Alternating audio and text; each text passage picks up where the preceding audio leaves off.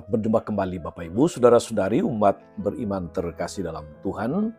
Selamat menikmati hari baru penuh syukur. Jangan lupa hari ini adalah hari pantang untuk kita sebagai orang Katolik.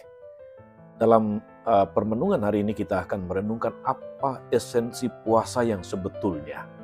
Untuk itu mari kita awali dengan mendengarkan sabda Tuhan lebih dahulu dari Injil Matius bab 9 ayat 14 sampai 15 dan bacaan pertama dari Yesaya bab 58 ayat 1 sampai 9. Kita mendengarkan Injil terlebih dahulu. Dalam nama Bapa dan Putra dan Roh Kudus. Amin. Sekali peristiwa, datanglah murid-murid Yohanes kepada Yesus dan berkata, "Mengapa kami dan orang Farisi berpuasa, tapi murid-muridmu tidak?"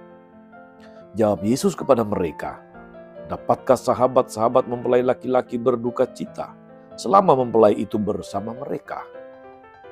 Tapi waktunya akan datang mempelai itu diambil dari mereka, dan pada waktu itulah mereka akan berpuasa." Demikianlah sabda Tuhan.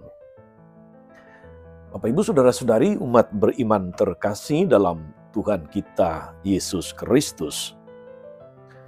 Pada hari ini kita mendengarkan kedua bacaan berbicara tentang puasa. Nabi Yesaya dalam bacaan pertama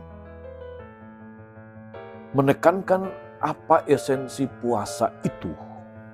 Bahwasanya berpuasa pada dasarnya bukan terutama soal jasmania. Bukan soal berseru atau berteriak kepada Tuhan. Bukan soal makan atau tidak makan. Bukan soal duduk di atas abu atau debu. Melainkan soal niat, komitmen untuk berhenti berbuat dosa. Berhenti berbuat kejahatan, kerakusan, kelaliman. Dan berbalik kepada cara hidup yang kudus.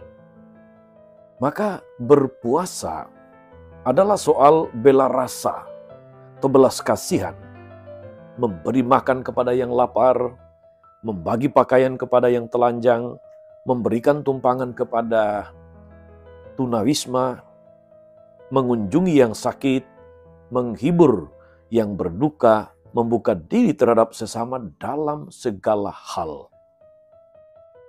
Demikianlah kita menurut Nabi Yesaya, saudara-saudari, kita akan menjadi terang dan Tuhan akan menjawab ketika kita berseru kepadanya.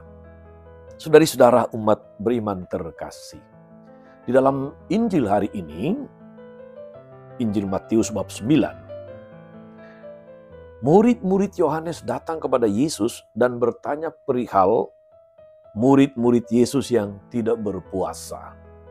Sedangkan murid-murid Yohanes, murid-murid orang Farisi berpuasa. Mengapa murid Yesus tidak berpuasa? Menarik apa yang disampaikan oleh Yesus, saudara-saudari. Tujuan akhir dari puasa adalah orang menjadi dekat dengan Tuhan, menjadi dekat dengan segala perintah dan kehendak Tuhan. Murid-murid Yesus sedang dekat dengan Tuhan. Mereka ada bersama Yesus. Dan belajar diajari Tuhan tentang Injil keselamatan. Masa itu, masa kebersamaan dengan murid-muridnya itulah yang dilihat sebagai dalam tanda kutip masa bulan madu.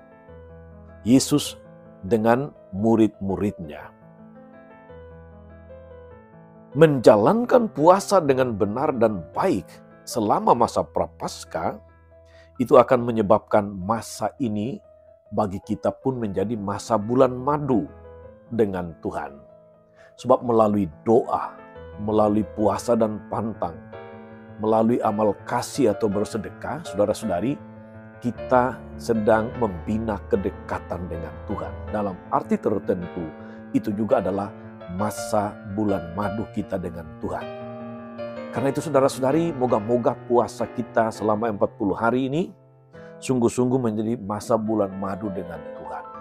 di mana kita menjadi makin dekat dengan Tuhan dalam doa dan firman-Nya, makin mampu mengendalikan diri dengan segala keinginan dan macam-macam perbuatan atau tindakan yang tidak teratur, dan semakin berbelas kasih, berbela rasa dengan sesama. Itulah esensi puasa, menjadi dekat dengan Tuhan dan menjadi penuh belas kasih kepada sesama. Selamat berpuasa saudara-saudari, Tuhan Yesus memberkati. Amin. Tuhan Yesus Kristus, kami bersyukur atas firman-Mu yang menegaskan kepada kami apa artinya, atau apa esensi puasa yang kami jalankan selama 40 hari ini.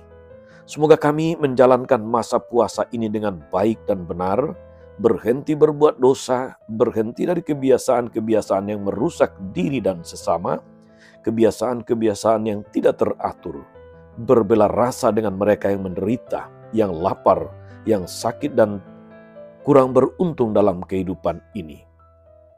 Semoga Engkaulah Tuhan dan pengantara kami sepanjang segala masa. Amin. Saudari-saudara sekalian, berkat Allah turun atas saudara-saudari, atas mereka yang kita doakan atau kita janjikan doa mereka yang sakit dan menderita. Segala rencana, karya, dan pelayanan hari ini Bapa, Putra, Roh Kudus. Amin. Tetap sehat, teruslah menjadi berkat.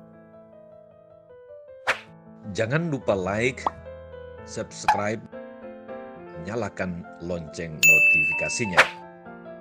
Salam 52, Tuhan memberkati.